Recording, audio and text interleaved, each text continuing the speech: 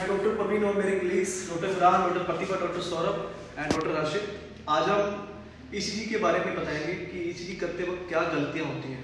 Usually हमें ये पकड़ना पड़ेगा कि स्टाफ ने गलती करी है कि नहीं करी, या ईसीजी ही किसी एब्नॉर्मैलिटी में शो हो रही है। तो उसे समझने के लिए हम पहले ये समझेंगे कि ईसीजी में लीड्स क्या क्या होती हैं और ईसीजी में पैटर्न क्या क्या होता है।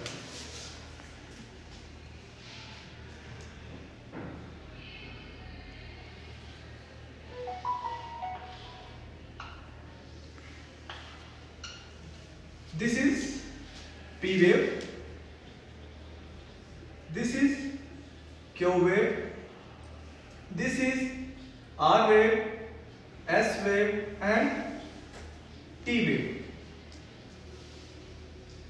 अब ये वेव्स बनी कैसे, क्योंकि हमें थोड़ा बेसिक समझना पड़ेगा, तभी समझ पाएंगे कि ईसीजी जो स्टाफ ने करी है वो सही है क्या गलत है। हमारा जो हार्ट है वो 3 डायमेंशन स्ट्रक्चर में है। ये राइट एट्रियम, ये left atrium, right ventricle, left ventricle. जो मेन जो हमारा मास है हार्ट का वो लेफ्ट वेंट्रिकल बनाता है। जो हमारे हार्ट को पंपिंग करना है तो उसके लिए मेन जो रिस्पॉन्सिबल है वो लेफ्ट वेंट्रिकल है। तो लेफ्ट वेंट्रिकल जो मेन वेक्टर है करंट का। अब हार्ट चलता कैसे है, हार्ट कंडक्ट कैसे करता है, तो जो एक फ्लो है ब्लड का कि पूरी बॉडी से फ्लो आएगा, पूरी बॉडी से, उसको बोलते हैं वीनस ब्लड। वो राइट एट्री में आएगा, राइट एट्री के बाद राइट वेंट्रिकल में जाएगा। क्योंकि ये वीनस ब्लड है, ह्यूज ब्लड है, इसको ऑक्सीजन देनी है, तो ऑक्सीजन देने के लिए राइट वेंट्रिकल से ब्लड जाता है लंग्स में। लंग्स में इसको ऑक्सीजन देके प्योरीफाई कर देता है, ऑक्सीजन दे देता है, और ये ब्लड फिर आ जाता है लेफ्ट एट्रियम में। लेफ्ट एट्रियम से फिर आता है लेफ्ट वेंट्रिकल में, और लेफ्ट वेंट्रिकल से फिर पूरी बॉडी में ये इट गेट्स सर्कुलेटेड। तो इसका मतलब अगर जो हम ये पूछे कि मेन जो पावर कौन सी है हार्ट की, तो वो है लेफ्ट वेंट्रिकल, और रिसिपिएंट कौन सा कॉर्नर है, right atrium and right ventricle. तो राइट वेंट्रिकल ब्लड फेंकता है लंग्स में ब्लड को प्यूरिफाई करने के लिए, और पूरी बॉडी में प्यूरिफाई होकर जो ब्लड आ गया लेफ्ट वेंट्रिकल में, वो कहां जाएगा, लेफ्ट वेंट्रिकल के थ्रू पूरी बॉडी में जाएगा। जब ऐसे करूं तो पहुंच समझने के लिए हमें देखना पड़ेगा कि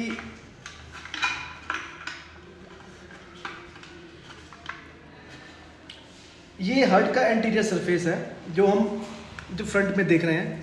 जो जबकि हार्ट 3D स्ट्रक्चर है, तो हमारे पास 2 तरह की लीड्स हैं, जो कि एक तो एंटीरियर सरफेस से इसको इलेक्ट्रिक एक्टिविटी को रिकॉर्ड करेंगी, लेकिन जो बाकी का एरिया रह गया उसको रिकॉर्ड करने के लिए हमें कुछ सिस्टम चाहिए था जो कि इसको 3 डायमेंशनली रिकॉर्ड कर सके।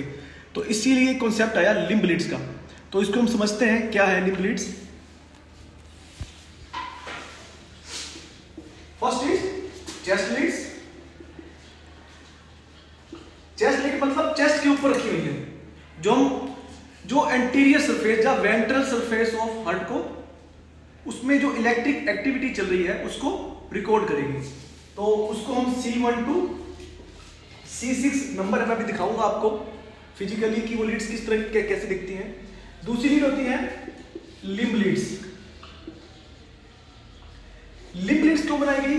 लिम्ब लीड्स इसलिए बनाई गई क्योंकि जो बाकी सरफेस थे उसके पोस्टीरियर, लेटरल और ऊपर से नीचे से सबको रिकॉर्ड करने के लिए देखो concept of limb Leeds.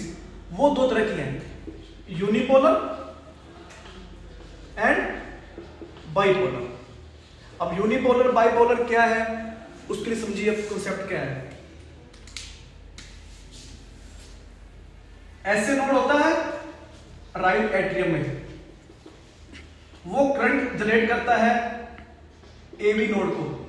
AV node से करंट गया bundle of his, bundle of his से फिर पूरी वेंट्रिकल में, राइट एंड लेफ्ट बंडल से पूरे वेंट्रिकल में ये करंट पहुंच जाता है। करंट क्या है, मतलब करंट एक इलेक्ट्रिकल एक्टिविटी है जिसने हार्ट को कॉन्ट्रैक्ट कराना है।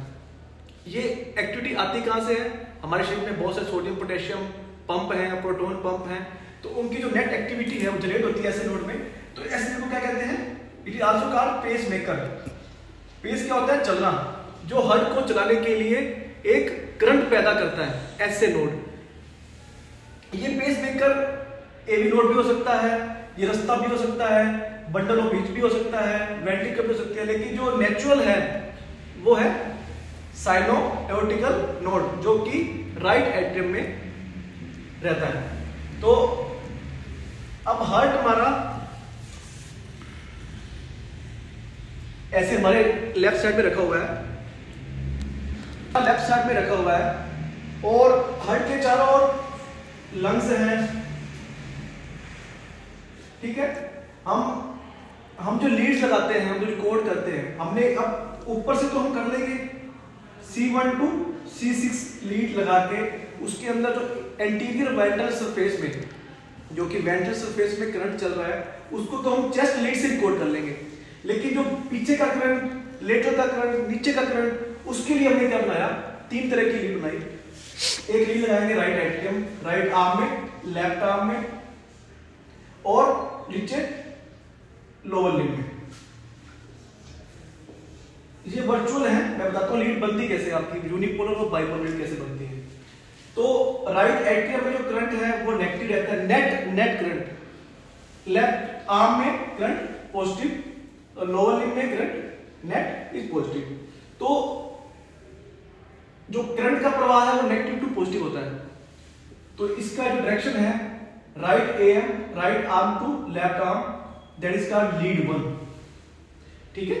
Right arm to lower limb, lead 2, इसका डायरेक्शन भी नीचे की तरफ हो जाएगा। Left arm to lower limb, lead है दोनों पॉजिटिव, लेकिन ज्यादा करंट कहां होता है?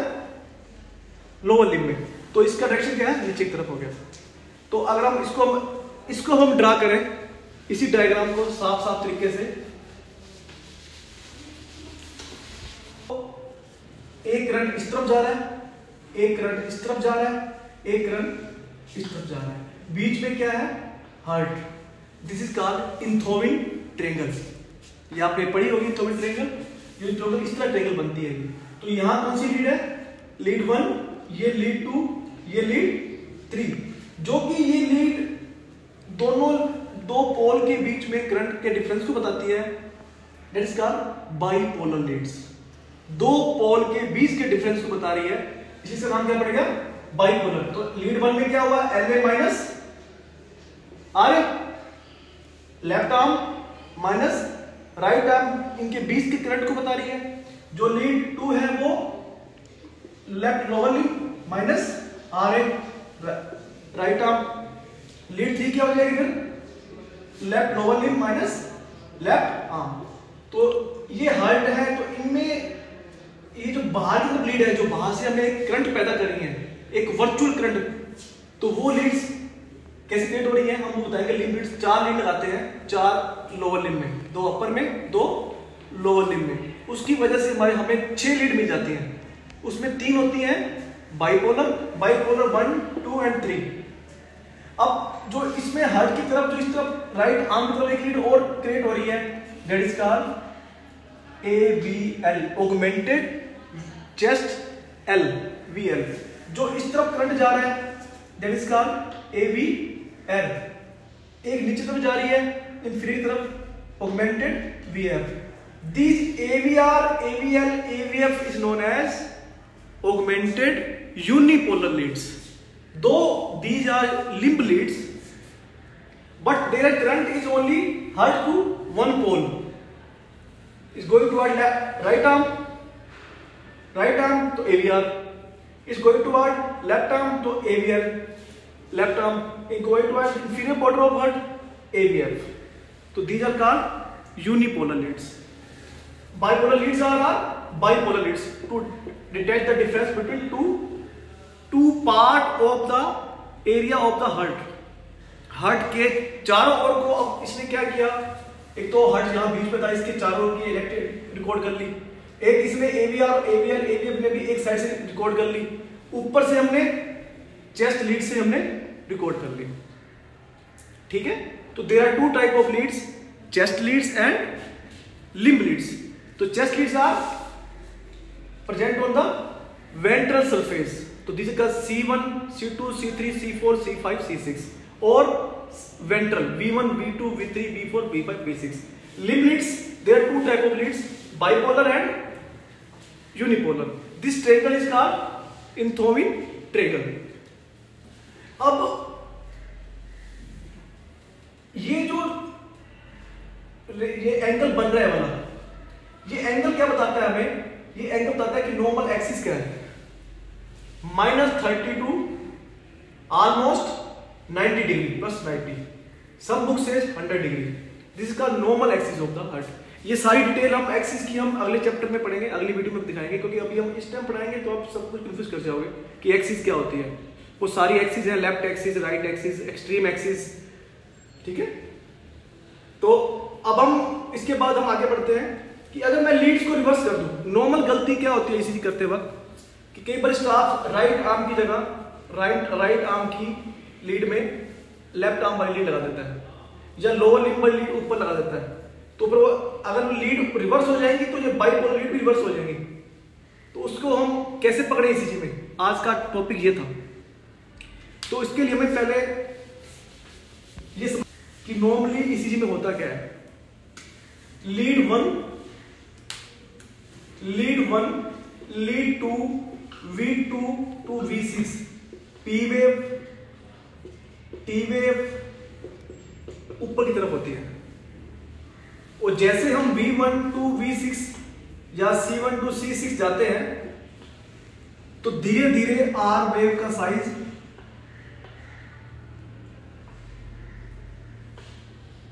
बढ़ता जाता है. जैसे जैसे हम C1 to C6 लीड की तरफ जाते हैं तो R वेव का साइज बढ़ता जाता है. ये बढ़ता क्यों है? फिर वही concept, left side of heart है वो मेन पावर है. तो मेन जो वेक्टर है it is inclined toward left ventricle. V1 कहां होती है? Toward right. V6 कहां होती है? बिल्कुल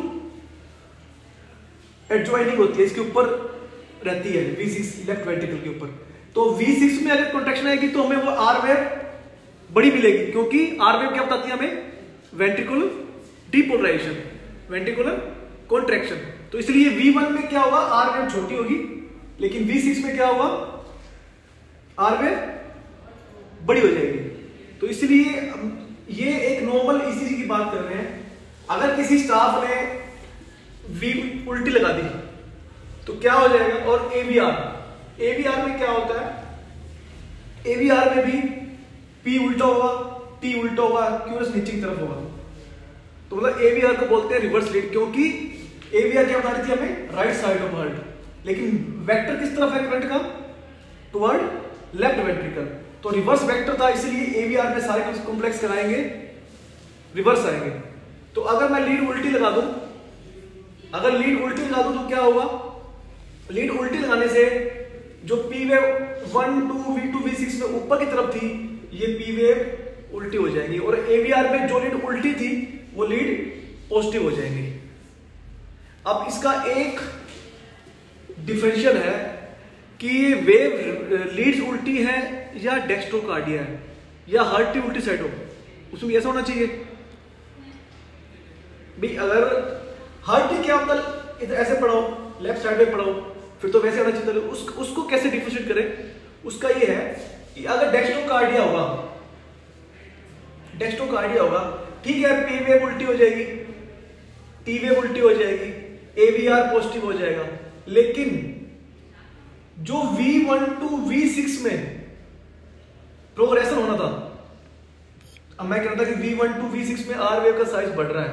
अगर वेव लीड्स उल्टी होंगी तो ये मेंटेन रहेगा, लेकिन अगर डेक्स्ट्रोकार्डिया होगा तो ये प्रोग्रेशन टूट जाएगा. क्यों? क्योंकि अब करंट की डायरेक्शन इस तरफ हो जाएगी. तो जो राइट साइड लीड है उसमें करंट ज्यादा पॉजिटिव आएंगे. तो V1 में ज्यादा बड़ी R वेव आएगी. जो धीरे धीरे R वेव बड़ी हो रही थी V1 to V6 वो नहीं होगी. लेकिन अगर रिवर्स होंगी लीड्स तो उसमें ये पैटर्न मिलेगा. V1 में छोटी, V6 में बड़ी, लेकिन डेक्स्ट्रोकार्डिया में या उल्टे हार्ट में क्या होगा, ये पैटर्न लॉस हो जाएगा। बस इतना ही आज। अब हम आपको ले चलते हैं लाइव ईसीजी पे कि लीड्स कैसे होती हैं, कैसे लगाते हैं, कौन से स्पेस में लगाते हैं। तो अब हम करते हैं लाइव ईसीजी। हमारे साथ हैं ECG operator miss Simran and miss बस कला और हमारे डॉक्टर साहबान। तो अब हम दिखाएंगे कि ईसीजी जो लीड्स हैं वो अब जो हम पढ़ के आए हैं अभी, वो क्या क्या होती हैं। डॉक्टर हर्षित बताइए हमें, चेस्ट इलेक्ट्रोड कौन से होते हैं? सर ये चेस्ट इलेक्ट्रोड से C1, yes, C1 to C6 ये 6 चेस्ट इलेक्ट्रोड है जो कि एंटीरियर सरफेस मतलब हार्ट का बाहरी सतह, उसमें जो इलेक्ट्रिक करंट है उसको पकड़ेंगे। उसके बाद हमारे पास 4 तरह की लीड्स हैं। दिखाइए डॉक्टर प्रतिभा। ये लिम्ब लीड्स है 4 तरह की, right leg, left leg, right hand और लेफ्ट हैंड। ठीक है, इन लीड को हम इस तरह प्लेस करेंगे कि इससे हमें 6 तरह की लीड्स मिलेंगी। वो 6 तरह की लीड कौन कौन सी हैं? Unipolar leads and bipolar leads. जो बाइपोलर लीड्स होंगी वो 1, 2 एंड 3, एंड जो यूनिपोलर होंगी वो AVR, augmented VR, AVR, AVL and AVF। जो AVR होगी वो करंट दर्शाएगी हमारा राइट साइड ऑफ हार्ट का, जो AVL होगी वो लेफ्ट साइड ऑफ हार्ट का, और जो AVF होगी वो इंफीरियर बॉर्डर ऑफ हार्ट का। तो अब हम देखेंगे कि हम गलती क्या करते हैं ईसीजी करते वक्त। तो पहली गलती, हम पेशेंट को बताते नहीं है कि ईसीजी है क्या। तो पहली गलती हम यही करते हैं कि पहले बताना चाहिए हमें पेशेंट को कि ईसीजी में, वैसे नाम तो इसका इलेक्ट्रोकार्डियोग्राम है, लेकिन इसमें कोई करंट नहीं होता, जिससे कि आपको कोई खतरा नहीं होगा।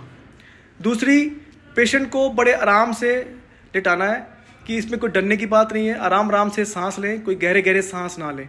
और आपके जेब में या कहीं पर ही कोई चुंबक वाली चीज़ या लोहे की मेटल चीज़ है, उसको पहले बाहर निकाल लें। तीसरी, पेशेंट को बोलना है कि ईसीजी करवाते वक्त कोई आपने बातचीत नहीं करनी। ठीक है। अभी देखिए, आप पेशेंट ने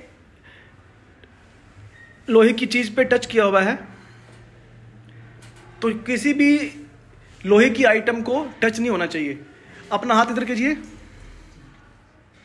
हाँ, आप रिलैक्स होके लेट जाइए। ठीक है। तो इसमें कोई इलेक्ट्रिक करंट कुछ नहीं होता है इसमें। तो जो मैंने अभी लीड बताई है आपको, वो लीड मैं आपको मॉनिटर पे दिखाता हूं।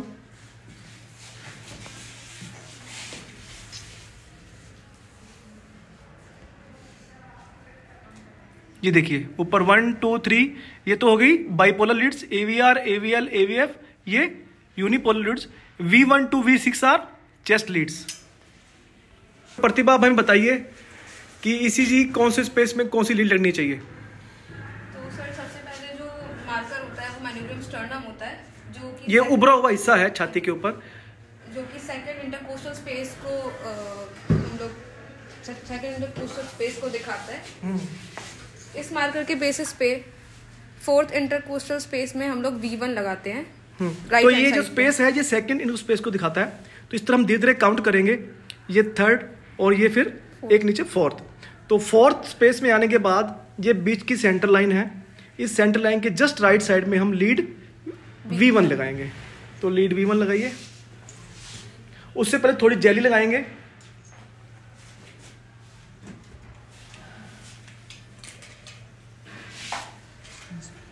स्पेस काउंट कर लेंगे। ये हमारा V4 है, तो V4 पे हल्की जेल लगाइए, थोड़ी सी लगानी है जेल, ज़्यादा लगानी है। ऐसे ही फिर दूसरी स्पेस में बिल्कुल सेंटर के जस्ट इस तरफ, ठीक है, स्पेस सेम रहेगा। ठीक है। फिर जो लीड 4 लगाने से पहले हमें मिड क्लेविकुलर लाइन देखनी पड़ेगी। ये क्लेविकल है, क्लेविकल के मिड क्लेविकल लाइन एक स्पेस नीचे, ये 4th था, तो ये 5th स्पेस में हम एक जेली और लगाइए V4 के लिए। और अब जो 5वीं लीड है वो आएगी एंटीरियर एक्सियल लाइन में, जो कि स्पेस आपका सेम रहेगा 5वां। और 6वीं आएगी mid axial line, space same रहेगा यहाँ पर। जी सर। लगाइए लीड्स। अब जो V3 है वो V2 और V4 के बीच में आएगी। लगाइए डॉक्टर प्रतिभा।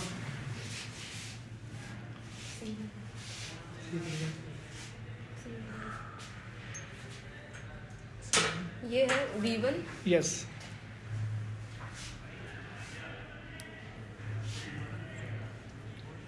ये है V2 just parallel to mid line in the fourth intercostal space. Just parallel. This is V4. Lead 4 V5 space में आएगी, एक स्पेस नीचे और मिड क्लेविकुलर लाइन में। अब V5 लगाइए। Anterior axillary line, Very fifth good. intercostal space. V6 in the mid axillary line, fifth intercostal space. ठीक है, अब जो V3 रह गई है वो V4 और V4 के V2 और V4 के बीच में आएगी। ठीक है, अब इसके बाद लगाएंगे हम लिम्ब लीड्स। जो एक बड़ी गलती होती है लीडों का उलझे रहना, सबसे पहले लीडों को सुलझाना होता है। अगर लीड्स उलझी रहेंगी तो आपकी वेव सही नहीं बनेगी। जो वेव हम पढ़ के आए हैं PQRS-T, वो कॉम्प्लेक्सेस सही नहीं बनेंगे। तो पहले हम जेली लगा रहे हैं। अब ये नोट करने की बात है कि जो जेली है वो सिर्फ मिडिल साइड पे ही काफ़ी है, बाकी तरफ की जरूरत नहीं है, क्योंकि हमारा जो मेटेलिक पार्ट है वो सिर्फ एक ही तरफ है, तो दोनों तरफ जेली लगाने की आवश्यकता नहीं है आपको। ये पेशेंट की जुराब उतार के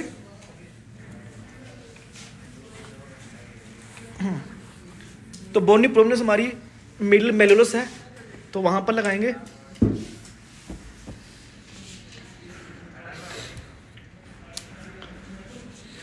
पहले हम लीड्स को सुलझा रहे हैं, सारी लीड्स जो उलझी पड़ी थी, क्योंकि फिर वेव गलत बनेंगी। तो डॉक्टर हर्षित लगाइए, आप राइट हैंड की लीड लगाइए। हाँ, तो इसका मतलब ये अंदर की तरफ होना चाहिए। देखो, अगर ये हम ऐसे लगाऊंगा तो रिपोर्टिंग गलत आएगी, तो ये शुड बी मिडिल साइड, ऐसे ही उस तरफ की। आप देखेंगे कि मुझे लीड दिखाना है, लिम्ब लीड वाली, इसमें एक ही तरफ मेटलिक है जो रिकॉर्ड कर रहा है, एक ही एंड पे मेटल है, इसलिए एक तरफ ही जेली काफी है। सेकंड एंड पे कुछ भी नहीं है, प्लास्टिक है, तो प्लास्टिक रिकॉर्ड नहीं करेगी करंट, तो इसलिए एक ही तरफ जेली काफी है। अब लोअर लिम्ब में लगाइए। हाँ, अब ये हमने लीड लगाई और अब हमारी वेव्स बननी शुरू हो जाएंगी ईसीजी पे, तो हम सीधा वेव की तरफ चलते हैं। ये देखिए, अब ये ईसीजी की वेव बननी शुरू हो गई हैं। जैसे हमने लीड लगाई 1 2 3 AVR AVL AVF V1 V2 V3 V4 V5 V6, तो दिस इज नॉर्मल। और हमें नोट क्या करना है ईसीजी करते वक्त, कि जो स्पीड है वो 25 मिलीमीटर mm पर सेकंड होनी चाहिए। अगर ये ज़्यादा होगी तो उस तरह की ईसीजी की रेट कम बढ़ हो जाएगी, ज़्यादा और कम होगी तो। और जो इसकी हाइट है वो 10 mm पर MB होनी चाहिए। अगर ये पंप कम होगी तो जो कॉम्प्लेक्स है वो छोटे बनेंगे, इसलिए 25/10 का फार्मूला हमेशा याद रखना अपने को। ये 25 की बात कर रहा हूँ, जो मशीन के ऊपर होता है हमेशा। जो स्पीड है वो 25 mm पर सेकेंड, और जो हाइट है जो 10 mm पर मिली वोल्ट होनी चाहिए। अगर ये कम बढ़ होंगी तो उस तरह से कॉम्प्लेक्स वेरी करेंगे आपके। तो ये तो था एक नॉर्मल ईसीजी के बारे में। अब हम देखेंगे अगर ईसीजी लीड हम रिवर्स कर दें तो क्या होगा। कई बार हम लीड्स को रिवर्स कर देते हैं, वो हम अभी पढ़ के आए हैं कि सारे खरे कॉम्प्लेक्स उल्टे हो जाएंगे। राइट वाली लेफ्ट में लगा दें, अपर लिम्ब वाली लोअर लिम्ब में लगा दें, तो हमारे कॉम्प्लेक्स सारे रिवर्स हो जाएंगे। रिवर्स होते ही जो ईसीजी हम देखा था, हमें जो 1 वाली लीड में दिखाता हूँ भी आपको, जो 1 वाली लीड में ऊपर की तरफ आ रहा था, ये देखेंगे आप लीड 1 को देखिए। लीड 1 में पहले कॉम्प्लेक्स ऊपर की तरफ थे, तो ये नीचे तरफ आने लगे। ठीक है, तो अब और क्या चेंज, AVR था वो पॉजिटिव होना शुरू हो जाएगा। अगर आपका हार्ट हो ही राइट साइड में किसी पेशेंट का, तो उसमें भी सेम चेंज आएंगे जो लीड रिवर्स करने पे आएंगे। तो हम पढ़ के आए हैं कि अभी अगर डेक्स्ट्रोकार्डिया या हार्ट उल्टी तरफ है या लीड उल्टी है, कैसे पहचानें कि लीड गलत है या हार्ट ही उल्टी तरफ है। V1 to V6 में जो R वेव बढ़ती हैं धीरे धीरे, वो बढ़नी खत्म हो जाएगी। अगर डेक्स्ट्रोकार्डिया होगा, हार्ट उल्टा होगा, तो जो V1 to V6 में जो R वेव धीरे धीरे बढ़ती हैं वो बढ़नी खत्म हो जाएगी, तो उसमें वो प्रोग्रेशन नहीं होगा। लेकिन बाकी 1 और AVL में, 1 2 में और बाकी सब में PT वेव उल्टी हो जाएंगी। ठीक है, तो ये प्रॉब्लम और हो सकती है कि अगर किसी का हाथ या पैर कटा हो तो उसमें ईसीजी कैसे करें। तो उसके लिए हम क्या करते हैं कि जो भी हिस्सा बचा हुआ है, जैसे अगर पूरा हाथ कटा हुआ है तो वो एंड पे हम वो इलेक्ट्रोड लगा देते हैं। अगर पैर कटा हुआ है तो उस पैर के एंड पे हम वो इलेक्ट्रोड लगा देते हैं। तो उससे भी ईसीजी फिर आपकी रिकॉर्ड हो जाएगी। ठीक है, कई बार देखते हो आप, कई बार इस बार ईसीजी के कॉम्प्लेक्स बहुत मध्यम से आ रहे होते हैं, कम आ रहे होते हैं। इसका मतलब या तो बंदा कोई हैवी हो या उसके पेरिकार्डियल इफ्यूजन हो, तो उसमें भी कॉम्प्लेक्सेस कम आएंगे उसमें भी। और क्या गलती हो सकती है कि आप देखोगे इसी में अर्थिंग आ रही होती है बहुत सारी, तो वो क्यों होती है अर्थिंग? अगर पेशेंट का हाथ किसी लोहे की आइटम को टच कर रहा हो या तारों में ज़्यादा उलझाव हो, तब आप ईसीजी में अर्थिंग कई बार देख सकते हो। तो ये था हमारा बेसिक ऑफ ईसीजी कि क्या क्या गलती होती हैं अगर ईसीजी लीड हम उल्टी लगा दें, और क्या क्या प्रिकॉशन हमें लेनी चाहिए ईसीजी करते वक्त। धन्यवाद।